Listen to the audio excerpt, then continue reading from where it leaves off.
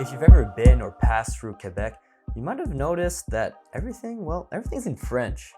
In fact, Quebec has a totally different vibe than the rest of Canada. It really does feel as if you're entering a whole different country. Now, why is that?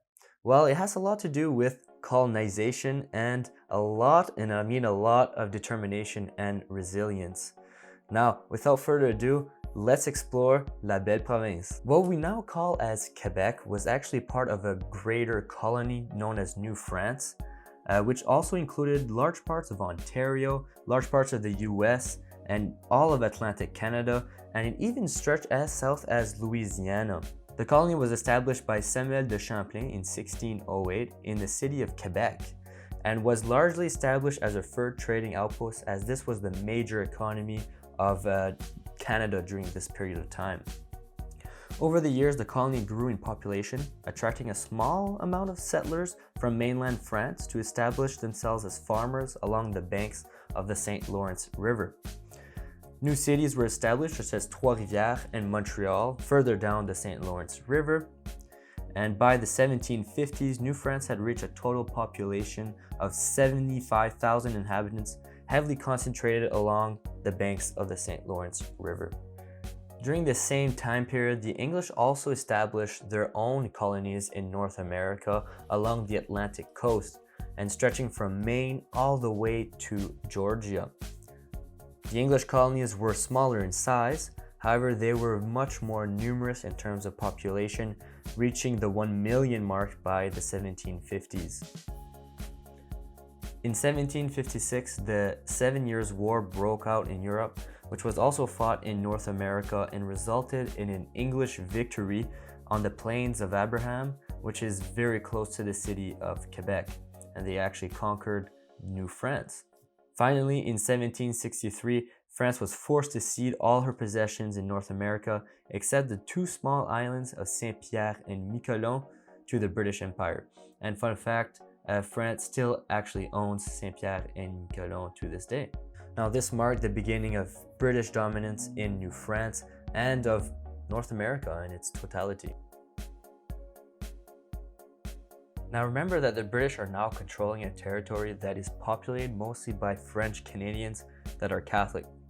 Now obviously the British did not like this reality, however, due to unrest in the American colonies such as the Boston Tea Party and the fears that Quebec would actually join the US in the American Revolution, the British lawmakers actually decided to go easy on Quebec.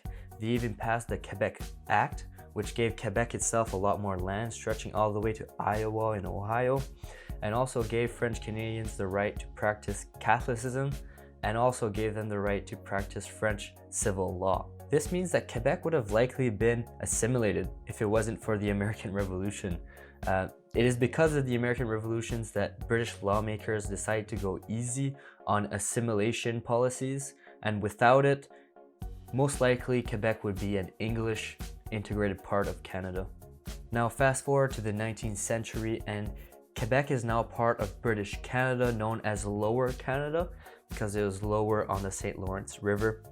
At this point, English speakers in Quebec had all the wealth and controlled all the governments within Quebec. French speakers were actually seen as a second-class citizens, working mostly labor jobs such as farming and logging. They remained poor with very few prospects for a better life. During this time, a large amount of English, Irish, and Scottish immigrants established themselves in Quebec, as this was actually encouraged by the governing elite. They wanted to make Quebec a more English place, so they really encouraged this type of immigration. And in fact, by the 1950s, a quarter of the population in Quebec were non-Quebecers. Obviously, Quebecers feared becoming a minority within Quebec and had a large feeling of resentment towards the Anglophone population of the province. However, during the 20th century, a lot of things started to change. A large portion of the English Quebecers actually chose to leave Quebec for other parts of Canada, more English-speaking parts of Canada, and only Montreal was left with a significant Anglophone population. Now, by the 1960s, this is when real change began to happen in Quebec. tired of being oppressed by small minority of English speakers, as well as the overwhelming dominance of the Catholic Church, a movement known as la Révolution tranquille, or the Quiet Revolution, began to take form in Quebec. Education reforms were put into action, and because of these reforms, the Catholic Church actually lost a lot of its power and grip that it had on the province of Quebec. Laws such as the Loi 101 were passed, which indicated that French was the sole official language of Quebec. This law forced all signage and governmental documents to be only in French, and kids who do not have an English parent were not allowed to be sent to school in English. The objective of the law obviously is to protect the French language and to make sure that the next generation will also be a francophone generation. This was also the time period where nationalist feelings were at its peak, and in 1980 and in 1995, Quebec actually had referendums on whether or not it should be an independent country. Both referendums effectively failed. However, the 1995 referendum was very contested, with 49.5% voting yes and 50.5% voting no. So Quebec was literally a percentage away from being its own independent country. Today, Quebecers are very much a proud people that endured multiple attempts of assimilation. They truly had to work hard to preserve the French language in North America. In fact, if you look at this map, Quebec is quite literally surrounded by Anglophone territories, with the minor exception of New Brunswick, which is bilingual. This unique situation, mixed with the historical rivalry between the two linguistic communities, has really created a very unique culture within Quebec. In fact, for most Western Canadians, it is a lot more different to go to Quebec, which is in Canada, than it is to go to United States.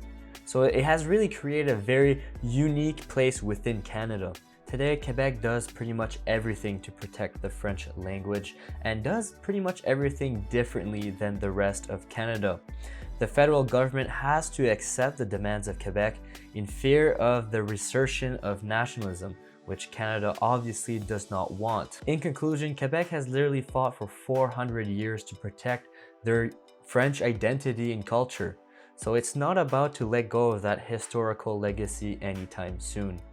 Quebec truly is a nation within a nation. So with this said, guys, I hope you guys enjoyed this video about why is Quebec so French. Don't forget to leave a like and subscribe, and I'll see you in the next video.